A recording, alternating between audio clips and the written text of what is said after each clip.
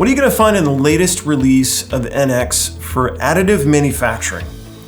Let's talk about that next.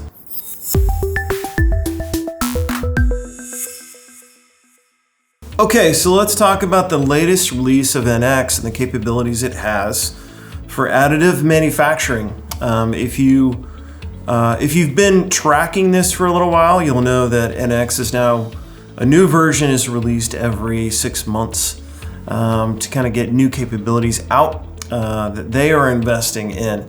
And a big area that they've been investing in is additive manufacturing. Now, of course, a lot of companies are planning on using and actively using additive manufacturing or 3D printing for prototyping.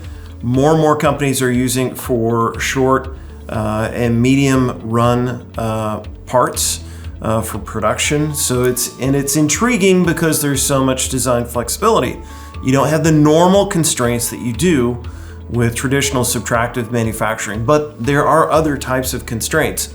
And there's a lot of capabilities that you need to design a part to be manufactured additively or using 3D printing.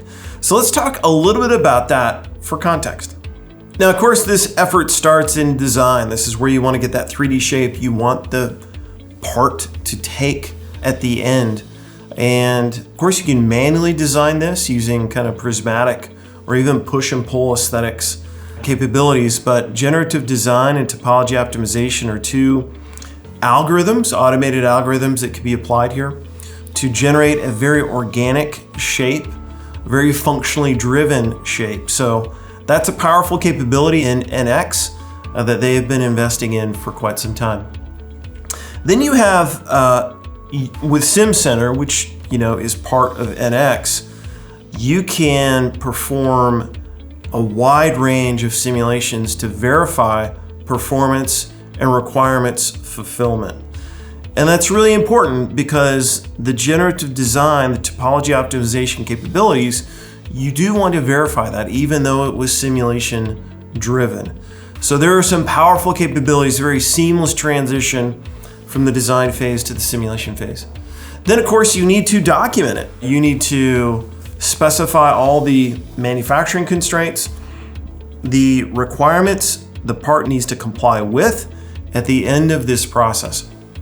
There are a lot of really interesting and compelling capabilities in NX around the automation of the placement of PMI for model-based definitions. And a lot of companies are going this direction and away from drawings. So you have the 3D model with all the annotations, all the tolerances directly on the component. Okay, so let's stop there for a moment and just talk about what we've seen so far, because kind of what we've looked at to this point represents the design aspects of a 3D printed part and its life cycle. And of course, you're going to have a life cycle for the 3D printed part that's a little bit different from other types of parts.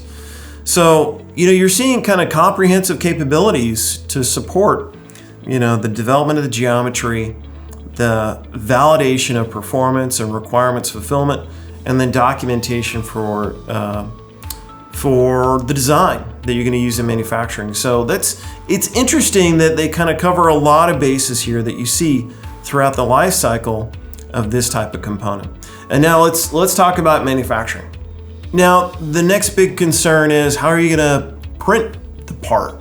And there's actually a lot of complexity here because of course, when you print the part, you're heating it up with, especially metal, up to a high temperature.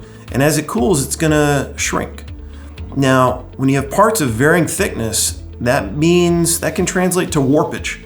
So the actual geometry that you get in the real world can be different than what you design in the digital realm. So NX has this capability to kind of reverse engineer that. What shape do you need to start with to end up with the shape you actually want? So this is a really interesting and compelling capability. So print preparation doesn't just include that. It also includes, how do you package up or include multiple components in the cube for the 3D printer? Also, what are you going to do in terms of supports? because if you have overhanging aspects of the part, when you remove the material, it won't be physically supported. So how do you do that? That's another aspect that can be automated pretty dramatically with capabilities in NX. Next up, this is additive manufacturing, but to get really flat surfaces, to get concentric holes, all those things that you create PMI around, a lot of times you're gonna have to machine it. The control over additive manufacturing isn't that fine yet. So a lot of people come in and do machining operations to get it to spec. So of course, NX CAM has a lot of capabilities to support many different types of machining equipment and lets you kind of get to the PMI, the specifications that you want. And then of course, as a last step, you actually want to validate, and you can actually compare the physical part to what you documented in the PMI in that step immediately to the left. And you can automate the creation of inspection toolpaths. There are some capabilities in NX to allow that, and that's going to grow over time. That's part of the support for the model-based definition vision, if you will. Okay, so let's get to the who cares moment, right? So why does all this matter? Well, for me, it's interesting because through each of those steps, there's a lot of capabilities in NX for each individual step. But if you look at the overall life cycle of a 3D printed component, there's a lot of capabilities in every step.